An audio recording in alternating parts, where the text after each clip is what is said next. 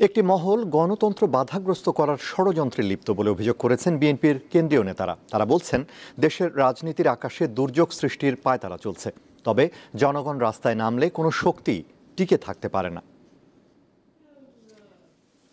রবিবার ঢাকা রিপোর্টার্স ইউনিটিতে দেশের সমসাময়িক সার্বিক পরিস্থিতি নিয়ে আলোচনার আয়োজন করে গণতান্ত্রিক বাম ঐক্য।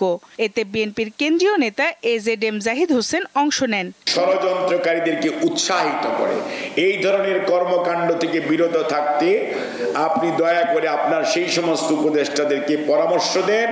একই দিন জাতীয় প্রেস ক্লাবে চট্টগ্রাম বন্দরের নিউ মুরিং কন্টেইনার টার্মিনাল বিদেশিদের হাতে তুলে দেওয়ার ষড়যন্ত্রের অভিযোগ এনে আলোচনার আয়োজন করে দেশ বাঁচাও বন্দর বাঁচাও আন্দোলন। এতে বিএনপির স্থায়ী কমিটির সদস্য গয়েশ্বরচন্দ্র রায় বলেন, জনগণের ইচ্ছার বিরুদ্ধে গিয়ে কোনো শক্তি টিকে থাকতে পারে না। আমরা যদি বলি কালকে রাস্তায় নামবো, তাহলে আমার মনে হয় 24 ঘন্টা থাকতে পারবে না।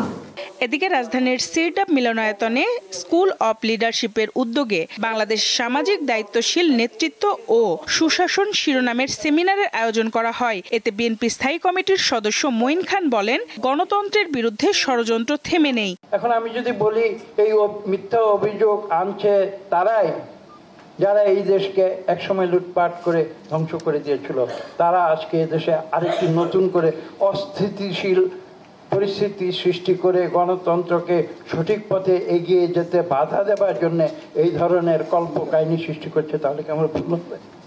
গণতন্ত্রের প্রশ্নে বিএনপি কোনো আপোষ করবে না বলেও জানান এই নেতা। কথা সঞ্জিদা প্লাবনী, দীপ্ত সংবাদ, ঢাকা।